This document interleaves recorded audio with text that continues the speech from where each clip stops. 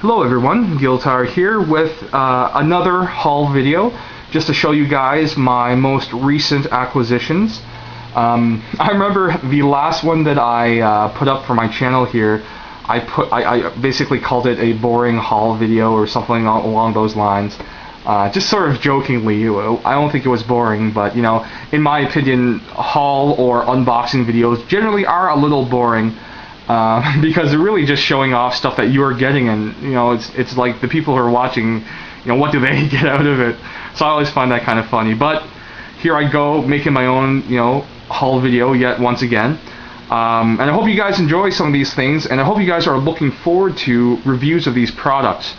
And if there are any of these products that you really want to see reviewed soon, just let me know in the comments section, or send me a private message, a PM, just to let me know. I really have no preference for reviewing these figures in any particular order, except for one of them, which I will be saving for Riderfest as a potential review product. But aside from that, the other figures are all fair game. And again, if you guys have any particular interest in any one of these or more than one of these, let me know and I'll review them sooner than the other ones. So that being said, let's take a look at these items. Now, all these items are purchased from AmiAmi.com, and they just arrived today. And so, yeah, let's take a look at them.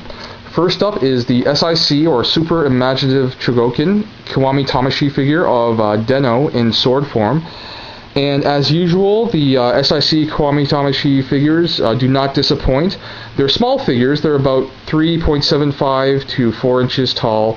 They're basically in that scale range, but they have great articulation, like excellent posability, great ranges of articulation in the figures, excellent sculpts, excellent paint apps, usually loaded up with good accessories, and just extremely impressive. And they're usually cheap.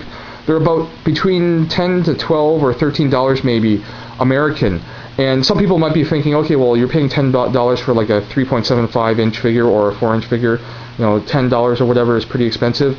I don't think so, considering what you're getting. And you know, if you look at the 3.75 inch figures we get from the other sort of like North American companies, they're nowhere close to the quality of the product that you get here. Not to say that they're bad, but I'm saying, you know, sort of dollar for dollar, I think you get more out of the Kiwami Tamashii figures. But I'll get more into that once I start reviewing these figures at some point. Next up is the Ultraman Generation 1 figure from the Ultra Act line, which is from Bandai, and the s.i.c Kiwami Tamashii figure is also from Bandai. The Ultra Act figures are basically, as far as I can tell, they're related to the SH Figure Arts line in that they have the same engineering principles behind the figure design with respect to articulation and sort of designs for the joints. But the Ultra Act figures do actually seem to be a little bigger. I'm really liking the box artwork. Very simple and clean, but also very evocative of the Ultraman mythos. You know, it has like this stylized image of a profile view of Ultraman, and just really great looking product here. And hopefully, you know, not only will it look great, but it also will have good functionality, you know, good articulation, good build quality, good quality control. From what I'm seeing here, though, I'm not disappointed at all. It looks really great. Looks spot on for the costume design of Ultraman. Next up is Wingman. This is yet again another Bandai product. This is the Wingman figure from Bandai's manga realization line. Now there are two realization lines as far as I know. There's manga realization and movie realization. Now, from the titles of those lines, you could probably guess what, you know, characters they're coming from. So the manga realization uses characters from manga, or perhaps anime as well, I'm not sure. But I know the Wingman character is from a manga from the 1980s, I think early to mid-80s. And the Wingman character is pretty cool looking. I mean, it's a funny sounding name, you know, Wingman. But I really like the look of the design. And just, let's open this up. Windowed presentation for displaying the figure. I mean, if you're the type of collector who likes to keep things in the box, You can display this figure and have it look great without even removing it.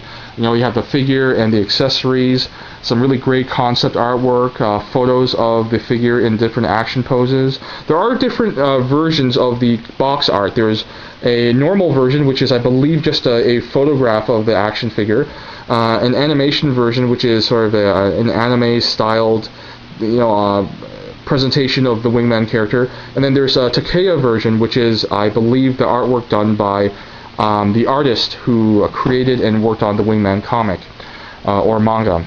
And so, yeah, really great looking figure. Now, getting back to the realization lines I spoke of, both the manga realization and movie realization lines, those figures are actually, I think, related to the s.i.c. or super imaginative Chogokin figures, in that, just like the Ultraman Ultra Act figures here, which are related to the SH Figure Arts in terms of design, I believe the realization lines are related to the s.i.c. lines in terms of design as well.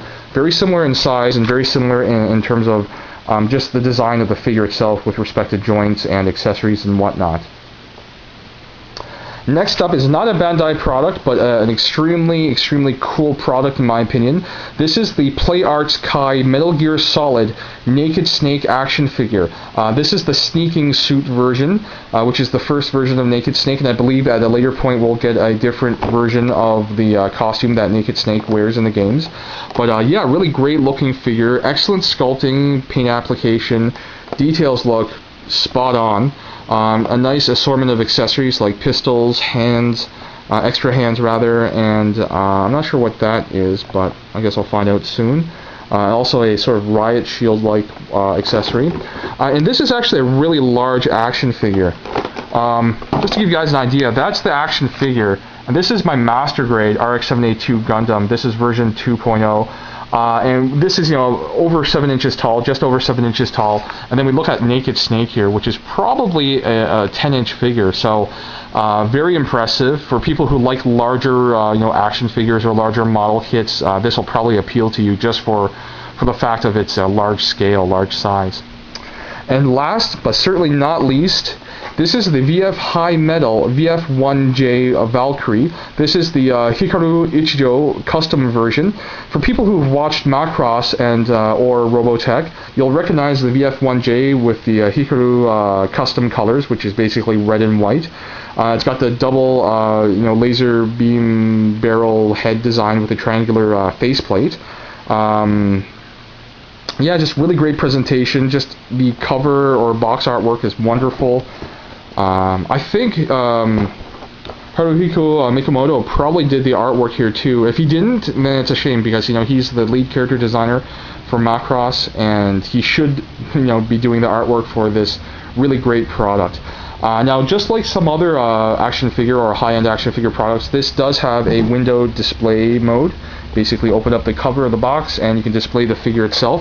It is a 1:100 scale figure, although from what I've read in the reviews for the figure by Japanese reviewers and some non-Japanese reviewers, they say that the figure is actually slightly larger than 1:100 scale.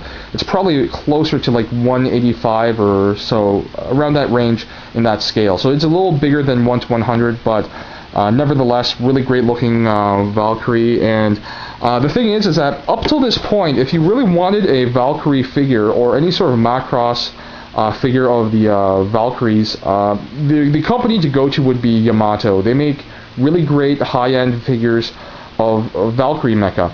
However, they are more expensive. They are larger.